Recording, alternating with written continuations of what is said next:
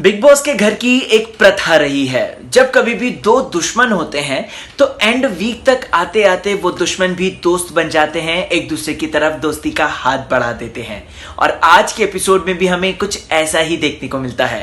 तो शुरू करें आज का एपिसोड। तो सबसे पहले नमस्कार, मैं हूं राहुल भोज। स्वागत है आपका आपके फेवरेट चैनल बॉलीवुड स्पाई में, जो कि है आप लोगों का चैनल। तो भाई सबसे पहले आज हम बात करते हैं सिम्बा टीम की। रणवीर सिंह, सारा अली खान और हमारे डायरेक्टर साहब यानी कि रोहित शेट्टी आते हैं बिग बॉस के घर में। लेकिन रोहित शेट्टी के आने से पहले ही ये महफिल जमा के रहते हैं रणवीर सिंह और सारा अली खान, जहां पर दोस्तों वो एक ट्रू एंड फॉल्स वाला जो गेम है, जो कि एक टास्क था जिसमें न्यूज बताई जा रही थी, वो खेलते हैं घर वालों के साथ। And that task was very hilarious as well as informative. अगर बात करें दोस्तों सृष्टि रोड जी की, तो उनको बॉलीवुड की फिल्म मिल चुकी है। बहुत बहुत बधाइयां, और ये सच की खबर है। सृष्टि रोड को बॉलीवुड की फिल्म मिल चुकी है। एंड बहुत बहुत बधाई बॉलीवुड स्पाई की तरफ से, राहुल भोज की तरफ से। सृष्टि जी, आप इसी तरह अपने करियर में आगे बढ़ें। अब दूसरी बात करता हूं दोस्तों दीपक ठाकुर की। दीपक ठाकुर को बिहार रत्न से सम्मानित किया जा रहा है 26 जनवरी को। अगर ऐसा हो जाए तो दिल खुश हो जाए। आपको बता दो दोस्तों, दीपक ठाकुर ने जिस तरीके से बिग बॉस के घर में खेला है डे वन से, वो काबिले तारीफ है। चाहे हम लोगों का, हम दर्शकों का अपने इनोसेंस से जो है दिल जीतना हो, नंबर वन। नंबर टू, अपने गाने से हम लोगों को मंत्रमुग्ध करना हो। वो एक ऐसे लिरिसिस्ट हैं दोस्तों, जिनकी जो सॉन्ग है, जो कविता है, या फिर जो सॉन्ग है, जो सारी चीजें गाते हैं वो, उसमें उनके लिरिक्स जो होते हैं वो रियलिस्टिक होते हैं। वो पूरे जो समाज है उसको रिप्रेजेंट करते हैं। ऐसी बेसर पैर दारू, लड़की, पार्टी शार्टी, ये सब नहीं होते हैं। वो बहुत मीनिंगफुल होते हैं। तो दीपक की यहां पर मैं जेन्युइनली तारीफ बहुत दिल से करना चाहता हूं कि दीपक भाई ने जिस तरीके से खेला है घर के अंदर, दीपक ने जिस तरीके से पूरे बिग बॉस में अपना चार्म बिखेरा है, बंदे ने लिटरली अच्छा खेला है और बिहार का नाम उसने रोशन किया है। तो मैं तो चाहूंगा और बिहार गवर्नमेंट से इस बात की दरखास्त करूंगा कि प्लीज अगर हो सके तो दीपक ठाकुर को उस तरीके का कुछ अगर अवार्ड है तो जरूर दीजिएगा, क्योंकि दीपक ने बिहार का नाम इस साल 2018 में रोशन किया है। मूविंग ऑन, आगे बात करते हैं दोस्तों। तो सिम्बा की कास्ट जब ये ट्रू फॉल्स वाला खेल आ रही थी, इसी बीच डायरेक्टर साहब की एंट्री होती है और डायरेक्टर साहब कहते हैं कि चलो लेट्स प्ले सम गेम। और ये गेम जो होगा डांसिंग होगा। दो टीम बन जाती है, एक रणवीर सिंह की टीम, एक सारा अली खान की टीम। तो रणवीर सिंह सारी लड़कियों को कब्जा कर लेते हैं, सारा अली खान लड़कों को। अब डांस शुरू होता है तो सारा अली खान जी की जब डीजे फ्लोर पे डांसिंग चल रही होती है, उसी वक्त केवी भैया को चोट लगती है। तब ये जो मैंने पहले बोला था ना कि दुश्मन भी दोस्त बन जाते हैं, अगर आप देखेंगे आज हमें श्रीपाजी का एक और अलग चेहरा दिखा। वो जो उनका फॉरगिविंग नेचर है, जो उन्होंने सुरभि राणा को माफ कर दिया, जिसने इतना पीठ पीछे बोला था, इनफैक्ट सामने भी बोला था। दीपक ठाकुर को माफ कर दिया उन्होंने रोमिल चौधरी को माफ कर दिया। और आज के हम उसमें देखते हैं एक अलग बॉन्डिंग। केवी के लिए वो कहते हैं अरे कोई जल्दी से आइस लाओ। केवी को वो लिटरली उठाकर, रोमिल भी थे बगल में, केवी को वो लिटरली उठाकर अपने साथ लेकर जाते हैं। और वो मोमेंट बहुत ज्यादा, मतलब वो कहते हैं ना कि बर्फ पिघल जाती है, कुछ भी दो लोगों के बीच में जो कड़वाहट है वो पिघल जाती है। सेम ऐसा ही जेस्चर देखने को मिलता है और ये मंत्रमुग्ध हो जाता हूं मैं, लिटरली मजा आ जाता है। क्योंकि केवी भैया और श्री भैया दोनों ऐसे हैं जो कि आग और पानी कह सकते हैं, शोला और शबनम कह सकते हैं, मतलब दोनों की बनती नहीं है। लेकिन यहां पर हम देखेंगे तो दोनों ही एक दूसरे को सपोर्ट कर रहे थे। श्री भैया ज्यादा कर रहे थे और केवी भाई भी उनके बहुत रिलैक्स और चिल वे में आगे बढ़ रहे थे। उसके बाद हम देखते हैं कि वो आइस पैक जो होता है, आइस जो होता है, उसको उनके थाइस के नीचे भी लगाते हैं इनफैक्ट, और बहुत केयर तरीके से रखकर फिर उसके बाद वो डीजे फ्लोर पे वापस आ जाते हैं। तो भाई ये हम श्री भाई की एक और कैरेक्टरिस्टिक को देखते हैं। हाँ, श्री भाई से एक बात याद आई दोस्तों।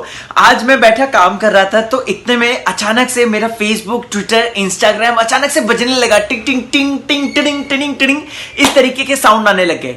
और मैंने जब चेक किया तो OMG, जितने भी जो थोड़े बहुत मेरे चाहने वाले हैं वो कह रहे राहुल भाई ये देखिए श्री भाई ने के फैंस ने आपके लिए क्या लिखा है सोशल मीडिया पर, ये देखिए भुवनेश्वरी जी ने क्या रिप्लाई किया है, ये देखिए ये इस तरीके से मेरे को अलग अलग तरीके से फेसबुक, ट्विटर, इंस्टाग्राम से मैसेजेस आने लगे। फिर अब मैं रिव्यू करने के लिए गया था तो वहां पर मैंने चेक किया, मेरी आंखें फटी की फटी रह गई कि ट्विटर पे तो भैया बवाल मच चुका है। ट्विटर पे एक मैसेज आया है।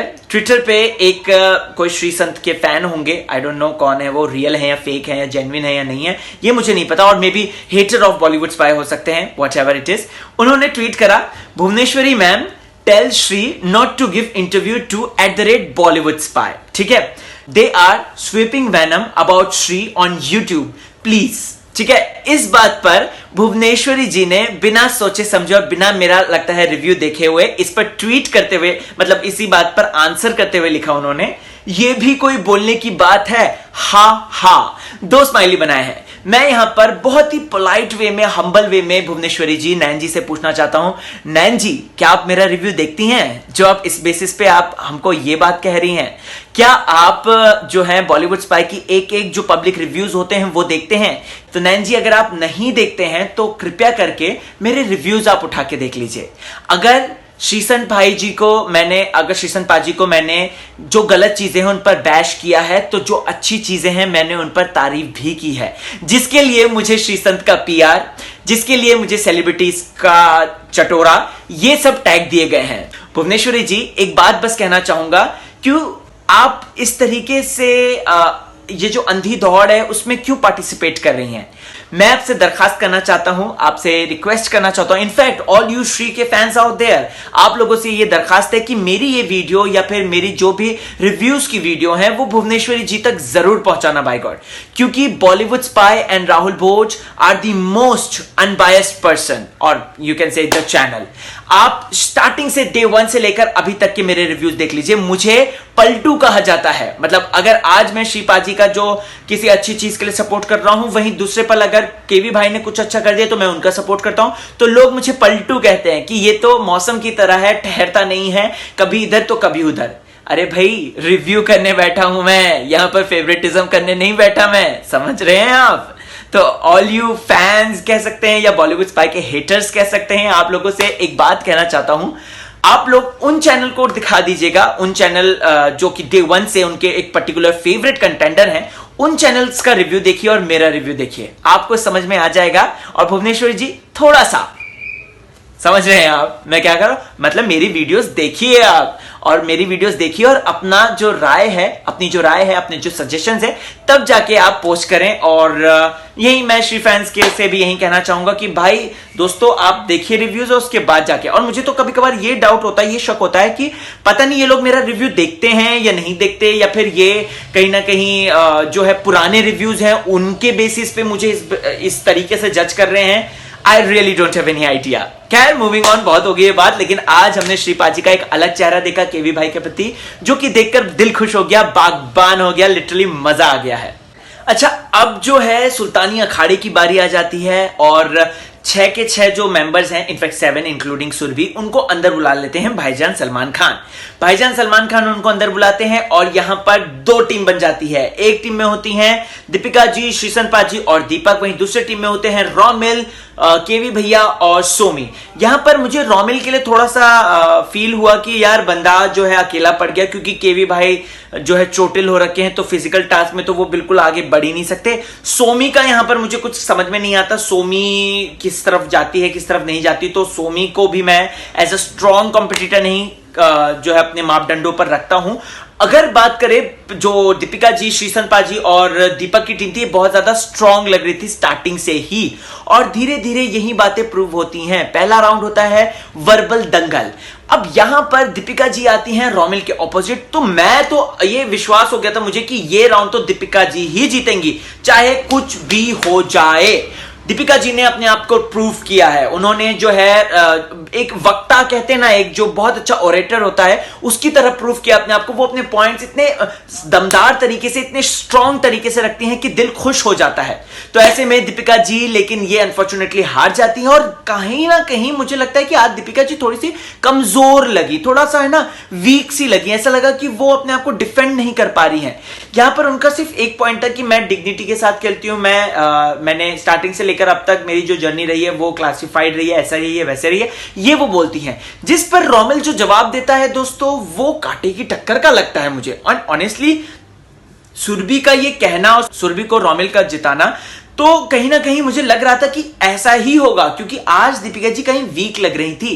लेकिन वही मैं सुरभि राणा की बात करना चाहता हूं, ये वही सुरभि राणा थी जिसने कल के एपिसोड में बोलता नहीं नहीं दीपिका जी को मैं चाहती हूँ दीपिका जी करे, बहुत अच्छी है वो, मेरे बाद दीपिका जी को जितना चाहिए डिग्निफाइड वे में खेलती हैं, ऐसा है वैसा है, ये है वो है।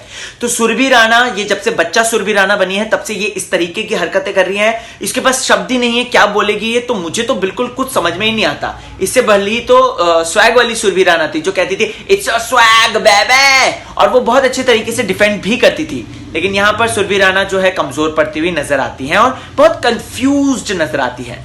अब बारी आती है वर्बल दंगल में सोमी खान और दीपक ठाकुर की।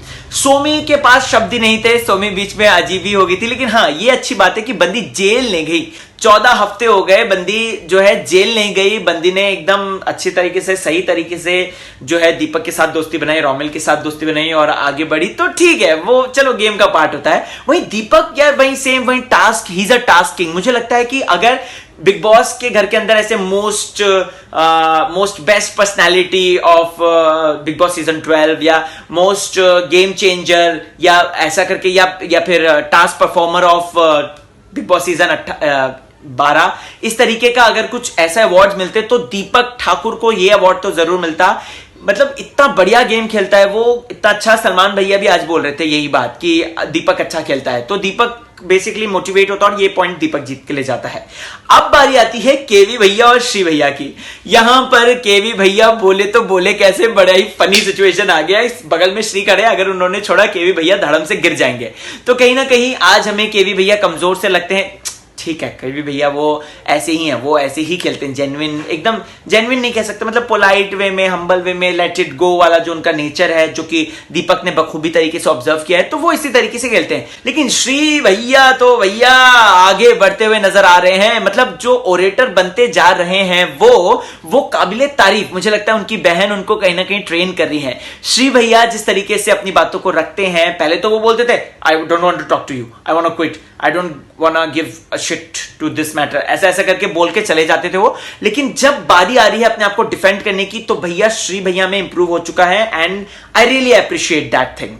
ओके सुल्तानिया खड़ा हो जाता है, फिर दीपक और ये अपना रोमिल वो आते हैं, खंबे के ऊपर लड़ते हैं, पिलो फाइट टाइप का होता है और फाइनली जो है दीपिका, श्रीसंत और दीपक की टीम जो है जीत जाती है, विजय बनती है।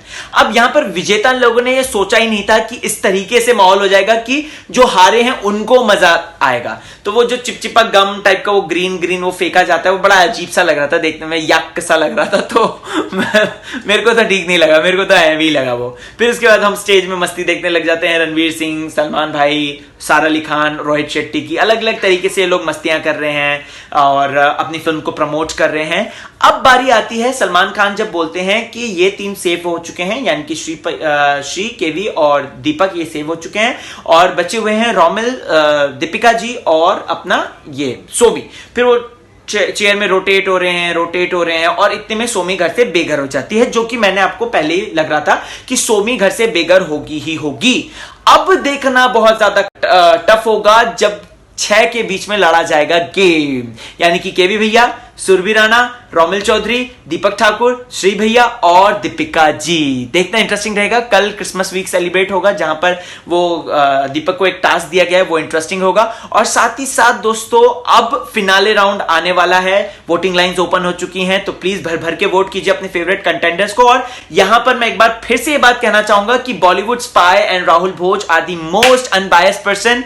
अगर यहां पर थोड़ी सी तारीफ श्री भैया की कर दूं तो कहते हैं कि श्री भुवनेश्वरी जी ने पैसे दिए हैं, थोड़ी सी तारीफ केवी भाई की कर दूं तो कहते हैं कि जब से टीजे के इंटरव्यू में गया तब से तारीफ कर रहा है, थोड़ी सी तारीफ मैं रोमिल के कर देता हूं तो श्री फैंस चिढ़ जाते हैं। तो भाई मैं करूं तो करूं क्या, बताऊं मैं क्या करूं? मैं इसी तरीके से ऑनेस्ट बना रहूंगा और इसी तरीके से अपना रिव्यू आप लोगों के सामने बिना किसी परिणाम के, बिना किसी नतीजे के आपके सामने बेबाक तरीके से रखूंगा। और यही राहुल भोज और बॉलीवुड स्पाई की हमेशा पहचान रहेगी, क्योंकि देखो इसके बाद तो हमें मिलना है नहीं, राइट? इसके बाद तो हम शायद अगले साल मिलेंगे। तो ऐसे में अभी जब तक है जीते हैं यार, और पूरे गेम को अच्छी तरीके से समझने की कोशिश करते हैं।